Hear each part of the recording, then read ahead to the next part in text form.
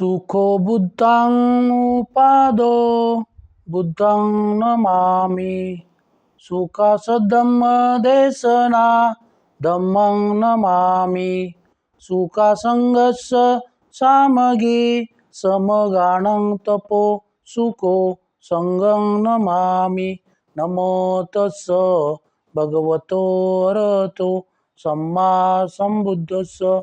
नमो तस्स भगवतो अरहतो सम्मा संबुद्धस्स। नमो तस्स भगवतो अरहतो सम्मा संबुद्धस्स। नमो बुद्धाय। जय भीम। आज हम भगवान बुद्ध और उनका धम्म इस ग्रंथ का खंड 2 धम्म दीक्षाओं का आंदोलन इस भाग का पहला भाग बुद्ध और उनका विषाद योग ये जान लेंगे। उपदेश देना अथवा नहीं देना। बोधि प्राप्त करने के अनंतर और अपने सद्धम्म की रूपरेखा निश्चित कर लेने के अनंतर बुद्ध के मन में एक विचार आया, क्या उसे दूसरों को अपने धम्म का उपदेश देना चाहिए अथवा अपने ही कल्याण में रत होना चाहिए। उन्होंने सोचा, निसंदेह मैंने एक नया सद्धम्म पा लिया है, लेकिन हर सामान्य आदमी के लिए इसका समझ सकना और अनुकरण कठिन है। बुद्धिमानों तक लिए वह अंतिम सूक्ष्म है। आदमियों के लिए अपने आप को आत्मा और परमात्मा के माया जाल से मुक्त कर सकना कठिन है। आदमियों के लिए रस्मों और रीति रिवाजों और धार्मिक संस्कारों के बंधनों से मुक्त होना कठिन है। आदमियों के लिए ब्राह्मणी कर्मवाद से मुक्त होना कठिन है। आदमियों के लिए आत्मा को नित्य मानने के सिद्धांत से मुक्त होना कठिन है और मेरे इस सिद्धांत का मानना भी कठिन है कि आत्मा का कहीं कोई स्वतंत्र अस्तित्व नहीं है और मरणांतर भी कहाँ कोई आत्मा शेष नहीं रहती। आदमी स्वार्थरत है, वे इसी में मजा लेते हैं और आनंद मानते हैं। आदमियों के लिए मेरे सद्धम्म का स्वार्थपरता के ऊपर स्थान देने के सिद्धांत को समझना कठिन है। यदि मैं अपने सिद्धांत का उपदेश दूं और दूसरे इसे समझ न सके अथवा समझकर स्वीकार न कर सके अथवा स्वीकार करके भी तदनुसार आचरण न कर सके तो इससे दूसरों को भी व्यर्थ की थकावट होगी और मुझे भी व्यर्थ की हैरानी। मैं संसार से दूर रहकर एक सन्यासी का भी जीवन क्यों न बिताऊं?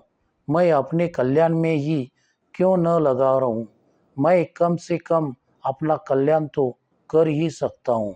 इस प्रकार विचार करने से बुद्ध का मन सद्धम्म प्रचार की ओर झुककर निष्क्रियता की ओर ही झुका। ब्रह्मा संपत्ति एक काल्पनिक देवता ने जब यह जाना कि बुद्ध के मन में क्या विचार चक्कर काट रहा है, उसने सोचा कि निश्चय से संसार का नाश होने जा रहा है। निश्चय से संसार विनाश को प्राप्त होने जा रहा है। यदि सम्यक संबुद्ध तथागत का मन धम्म प्रचार की ओर न झुककर निष्क्रियता की ओर झुक जाता है, इस चिंता से घबराकर ब्रह्मा संपत्ति ब्रह्म लोक से विदा होकर बुद्ध के सामने प्रकट हुआ। अपने वस्त्र को एक कंधे पर करके वह झुका और हाथ जोड़कर बोला, आप अब सिद्धार्थ गौतम नहीं है, आप बुद्ध है। आप सम्यक संबुद्ध है। आप तथागत है। आप संसार को अंधकार मुक्त करने के प्रयास से कैसे विमुख हो सकते हैं? आप संसार को सत्य पथ पर ले चलने से कैसे विमुक्त हो सकते हैं? बहुत से प्राणी हैं जो बहुत मलिन नहीं है, उन्हें सद्धर्म श्रवण करना नहीं मिलेगा तो वे विनाश को प्राप्त होंगे। आप जानते हैं भगवान की मगध में एक पुराना धर्म पैदा हुआ था जिसमें बहुत दोष थे। क्या भगवान अब आप उन लोगों के लिए अमृत द्वार पर नहीं खोलेंगे? अमृत द्वार नहीं खोलेंगे? जैसे पर्वत के शिखर पर खड़ा हुआ कोई अपने आसपास के नीचे खड़े हुए लोगों को देखता है, उसी तरह से प्रज्ञा के शिखर पर चढ़े हुए भगवान, हे दुख का क्षय किए हुए भगवान, अपने आसपास के उन लोगों की ओर देखे जो दुख के सागर में निमग्न है। हे वीर, हे सार्थवाह, हे जातिक्षय, आप उठे संसार के कल्याणार्थ विचरे, उसकी ओर से विमुख न हो। हे भगवान, आप दया करके देवताओं और मनुष्यों को सद्धम्म का उपदेश दे। बुद्ध ने उत्तर दिया, हे मनुष्य में ज्येष्ठ श्रेष्ठ ब्रह्म, यदि मैंने धर्म उपदेश देने का संकल्प नहीं किया तो यह केवल व्यर्थ की हैरानी से बचने के ख्याल से नहीं किया। यह जानकर कि संसार में इतना दुख है, बुद्ध ने निश्चय किया कि सन्यासी की तरह हाथ पर हाथ धरे बैठे रहना और जो कुछ दुनिया में हो रहा है उसे वैसे ही होते रहने देना उसके लिए ठीक न होगा। उन्हें तपश्चर्या तथा आत्मपीड़न का पथ व्यर्थ जान पड़ा था। संसार से भाग खड़े होना बेकार था। एक तपस्वी के लिए भी संसार से भाग खड़े होना संभव नहीं। उन्होंने निश्चय किया कि संसार से भाग खड़े होने की जरूरत है संसार को बदलकर श्रेष्ठतर बनाने की। बुद्ध ने अनुभव किया कि उन्होंने संसार का त्याग इसीलिए किया था कि वहाँ इतना संघर्ष है और वह इतने अधिक दुख का कारण है और जिसका उनके पास कोई इलाज न था। यदि वह सद्धम्म के प्रचार से संसार के कष्ट और दुख को दूर कर सके तो यह उनका कर्तव्य था कि वह संसाराभिमुख होकर उसकी सेवा करे, न कि निष्क्रियता की मूर्ति बनकर चुपचाप बैठे रहे। इसीलिए बुद्ध ने ब्रह्मा संपत्ति की प्रार्थना स्वीकार की और सद्धम्म का उपदेश देने का निश्चय किया। ब्रह्मा संपत्ति द्वारा शुभ घोषणा। ब्रह्मा संपत्ति यह सोचकर कि मैं जनता को उपदेश देने के लिए बुद्ध को प्रेरित करने में सफल हो गया हूँ, बड़ा प्रसन्न हुआ। उसने बुद्ध को नमस्कार किया, प्रदक्षिणा की और विदा हो गया।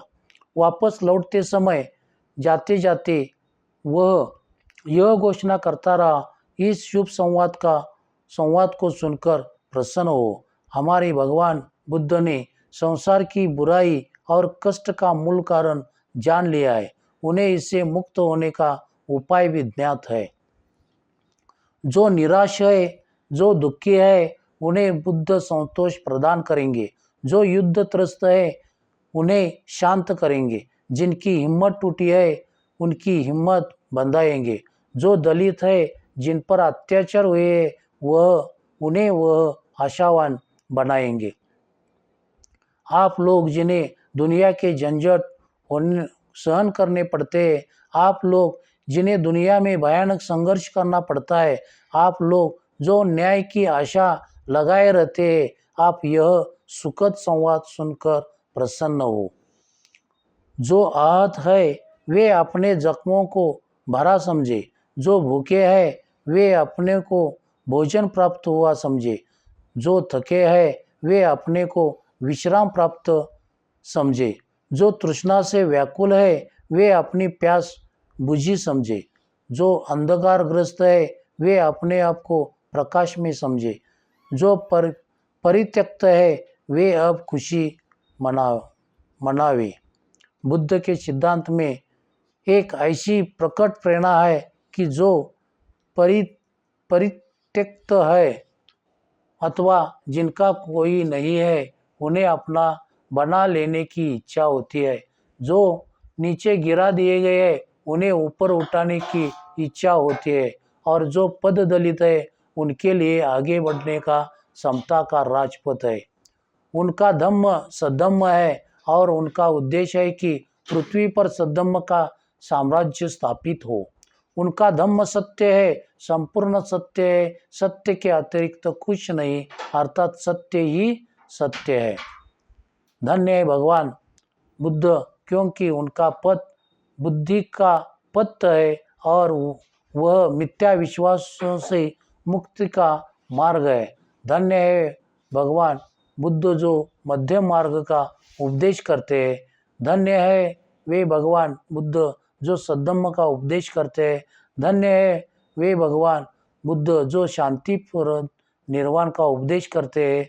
धन्य है वे भगवान बुद्ध जो मैत्री करुणा की शिक्षा देते हैं और भातृभाव की, ताकि आदमी अपने मानव बंधुओं को बंधनों से मुक्ति लाभ करने से सहायक हो सके।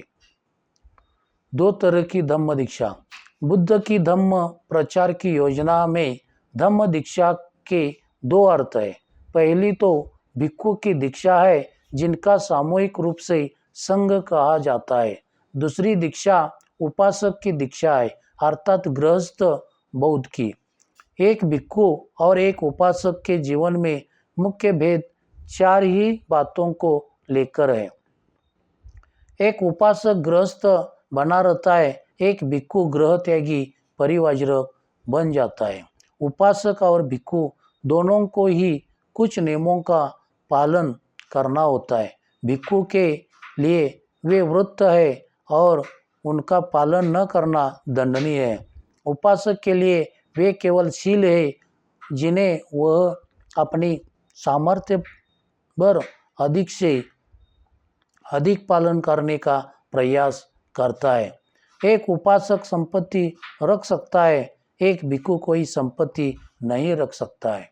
एक व्यक्ति को उपासक बनने के लिए किसी संस्कार की आवश्यकता नहीं। एक भिक्षु बनने के लिए उपसंपन्न होना आवश्यक है। बुद्ध ने दीक्षा की इच्छा रखने वालों की इच्छा के अनुसार ही किन्हीं को उपासक किन्हीं को भिक्षु बनाया।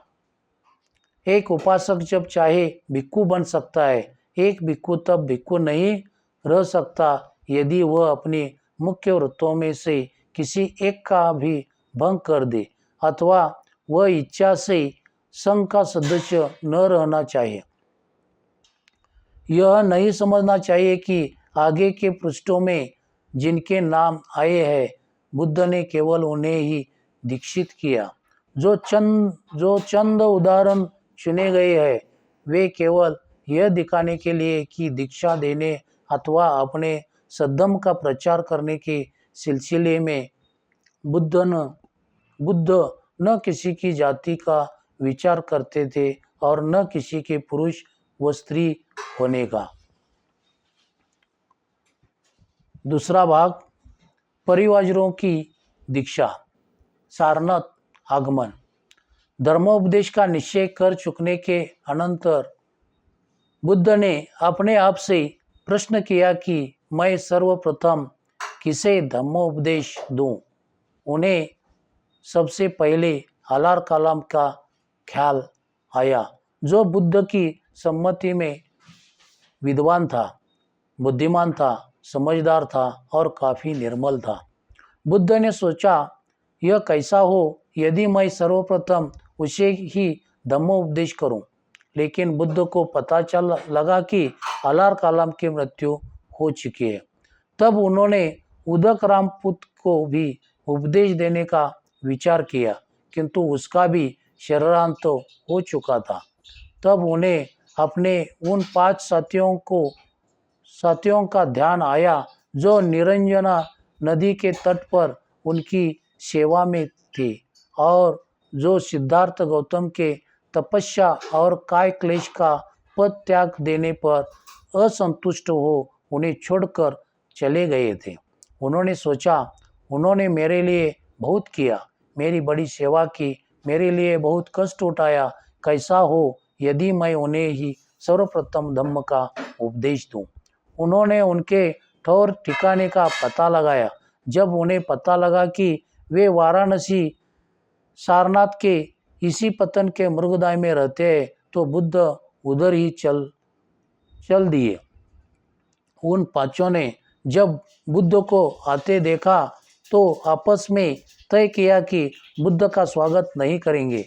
उनमें से एक बोला, मित्रों, वह श्रमण गौतम चला आ रहा है जो पथभ्रष्ट हो गया है, जिसने तपस्या का मार्ग त्याग आराम तलबी और कामभोग का पथ अपना लिया है, वह पापी है। इसलिए हमें न उसका स्वागत करना चाहिए, न उसकी सम्मान में उठकर खड़ा होना चाहिए, न उसका पात्र और चिवर ग्रहण करना चाहिए। हम उसके लिए एक आसन रख देते हैं, इच्छा होगी तो इस पर बैठ जाएगा। वे सब सहमत थे। लेकिन जब बुद्ध समीप पहुंचे तो वह पांचों परिवारजन अपने संकल्प पर दृढ़ न रह सके। बुद्ध के व्यक्तित्व ने उन्हें इतना प्रभावित किया कि वे सभी अपने आसन से खड़े हुए। एक ने बुद्ध का पात्र लिया, एक ने चिवर संभाला, एक ने आसान बिछाया और दूसरा पांव धोने के लिए पानी ले आया। यह सचमुच एक अप्रिय अतिथि का असाधारण स्वागत था। इस प्रकार जो उपेक्षावान थे श्रद्धावान बन गए। धम्मचक्र परिवर्तन। कुशल क्षम की बातचीत हो चुकने के बाद परिवारजनों ने बुद्ध से प्रश्न किया कि क्या आप अब भी तपश्चर्या तथा काय क्लेश में विश्वास रखते हैं? बुद्ध का उत्तर नकारात्मक था। बुद्ध ने कहा, दो सिरे की बातें हैं, दो किनारों की, एक तो काम भोग का जीवन और दूसरा काय क्लेश का जीवन। एक का कहना है खाओ पियो मजा उड़ाओ क्योंकि कल तो मरना ही है। दूसरों का कहना है तमाम वासनाओं को मूलोच्छेद कर दो क्योंकि पुनर्जन्म का कारण है। उन्होंने दोनों को आदमी की शान के योग्य नहीं माना। वे मध्यम मार्ग को मानने वाले थे, बीच का मार्ग, जो कि न तो काम भोग का मार्ग है और न काय क्लेश का मार्ग है। बुद्ध ने परिवारजनों को से प्रश्न किया, मेरे इस प्रश्न का उत्तर दो कि जब तक किसी ने मन में पार्थिव व अलौकिक भोगों की कामना बनी रहेगी, तब तक क्या उसका समस्त काय क्लेश व्यर्थ नहीं होगा? उनका उत्तर था, जैसा आप कहते हैं वैसा ही होगा। यदि आप काय क्लेश द्वारा काम तृष्णा को शांत नहीं कर सकते तो काय क्लेश की दरिद्री जीवन बिताने से आप अपने को कैसे जीत सकते हैं? उनका उत्तर था, जैसा आप कहते हैं वैसा ही है। जब आप अपने आप पर विजय पा लेंगे तभी काम तृष्णा से मुक्त होंगे। तब आपको काम भोग की कामना न रहेगी और तब प्राकृतिक इच्छाओं के प्रति विकार पैदा नहीं करेगी। आप अपने शारीरिक आवश्यकताओं के हिसाब से खाना पीना ग्रहण करें। सभी तरह की काम वासना उत्तेजक होते हैं। कामुक अपनी काम वासना का गुलाम होता है। सभी काम भोगों के चक्कर में पड़े रहना गंवारपन और नीच कर्म है। लेकिन मैं तुम्हें कहता हूँ कि शरीर की स्वाभाविक आवश्यकताओं की पूर्ति में बुराई नहीं है। शरीर को स्वस्थ बनाए रखना एक कर्तव्य है, अन्यथा तुम अपने मनोबल को दृढ़ बनाए न रख सकोगे और प्रज्ञा रूपी प्रदीप भी प्रज्वलित न रह सकेगा। हे परिवारजनों को इस बात को समझ लो कि आदमी को इन दोनों अंत की बातों से सदा बचना चाहिए। एक तो उन चीज़ों की चक्कर में पड़े रहने से जिनका आकर्षण काम भोग संबंधी तृष्णा पर निर्भर करता है। यह एक बहुत निम्न कोटि की बात है, अयोग्य है, हानिकर है। तथा दूसरी ओर तपश्चर्या अथवा काय क्लेश है, क्योंकि वह भी कष्टप्रद है, अयोग्य है तथा हानिकारक है। इन दोनों अंतों से, इन दोनों सिरे की बातों के बीच में एक मध्यम मार्ग है, बीच का रास्ता। यह समझ लो कि मैं इसी मध्यम मार्ग का उपदेष्टा हूँ, उसी मध्यम मार्ग का उपदेष्टा हूँ। पांचों परिमार्जक ने उनकी बात ध्यान से सुनी। वे यह नहीं जानते थे कि बुद्ध के मध्यम मार्ग के बारे में क्या कहे, इसलिए उन्होंने प्रश्न किया, जब हम आपका साथ छोड़कर चले आए, उसके बाद से आप कहाँ कहाँ रहे, क्या क्या किया? तब बुद्ध ने उन्हें बताया कि किस प्रकार गया पहुँचे, कैसे उस पीपल के पेड़ के नीचे ध्यान लगाकर बैठे और कैसे 4 सप्ताह की निरंतर समाधि के बाद उन्हें वह नया बोध प्राप्त हुआ जिससे वह नए मार्ग का आविष्कार कर सके। यह सुना तो परिवारक उस नए मार्ग को विस्तार पूर्वक जानने के लिए अत्यंत उत्सुक हो उठे। उन्होंने बुद्ध से प्रार्थना की कि वे उन्हें बताए। बुद्ध ने स्वीकार किया। बुद्ध ने पहली बात यह बताई कि न कि सद्धम्म को आत्मा परमात्मा से कुछ लेना देना नहीं है। उनके सद्धम्म को मरने के बाद आत्मा का क्या होता है, इससे कुछ सरोकार नहीं है। उनके सद्धम्म का कर्म कांड के क्रिया कल्पों से भी कुछ लेना देना नहीं है। बुद्ध के धम्म को केंद्र बिंदु है। बुद्ध के धम्म का केंद्र बिंदु है। आदमी और इस पृथ्वी पर रहते समय आदमी का आदमी के प्रति क्या कर्तव्य होना चाहिए। बुद्ध ने कहा, यह उनकी पहली स्थापना है। उनकी दूसरी स्थापना है कि आदमी दुखी है, कष्ट में है और दरिद्रता का जीवन व्यतीत कर रहे हैं। संसार दुख से भरा पड़ा है और धम्म का उद्देश्य इस दुख का नाश करना ही है। इसके अतिरिक्त सद्धम्म और कुछ नहीं है। दुख के अस्तित्व की स्वीकृति और दुख के नाश करने का उपाय यही धम्म की आधारशिला है। धम्म के लिए एकमात्र यही सही आधार हो सकता है जो धम्म इस प्राथमिक बात को भी अंगीकार नहीं कर सकता। धम्म ही नहीं है। हे परिवारजनों को, जो भी श्रमण या ब्राह्मण धर्मनिष्ठा यह भी नहीं समझ पाते कि संसार में दुख है और उस दुख के नाश का उपाय है, ऐसे श्रमण ब्राह्मण मेरी संपत्ति में श्रमण ब्राह्मण ही नहीं है। न वे अपने को ज्येष्ठ श्रेष्ठ समझने वाले इतना भी समझ पाए हैं कि धम्म का सही अर्थ क्या है। तब परिवारजक ने पूछा, दुख और दुख का विनाशी यदि आपके धम्म की आधारशिला है तो हमें बताइए कि आपका धम्म कैसे दुख का नाश कर सकता है। तब बुद्ध ने उन्हें समझाया कि उनके धम्म के अनुसार यदि हर आदमी पवित्रता के पथ पर चले, धम्म के पथ पर चले, शील मार्ग पर चले तो इस दुख का एकांतिक निरोध हो सकता है। और उन्होंने कहा कि उन्होंने ऐसे धम्म का आविष्कार कर लिया है। धम्म चक्र प्रवर्तन। परिवारजकों ने तब तथागत बुद्ध से अपने धम्म की व्याख्या करने की प्रार्थना की। तथागत बुद्ध ने कृपया इसे स्वीकार किया। उन्होंने सबसे पहले उन्हें पवित्रता का पथ ही समझाया। उन्होंने परिवारजनों से कहा, कोई भी आदमी जो अच्छा बनना चाहता है उसके लिए यह आवश्यक है कि वह कोई अच्छाई का मापदंड स्वीकार करें। मेरे पवित्रता के पथ के अनुसार अच्छे जीवन के 5 मापदंड है। किसी प्राणी की हिंसा न करना, चोरी न करना अर्थात दूसरे की चीज़ों को अपनी न बना लेना, व्यभिचार न करना, असत्य न बोलना, नशीली चीज़ों का ग्रहण न करना।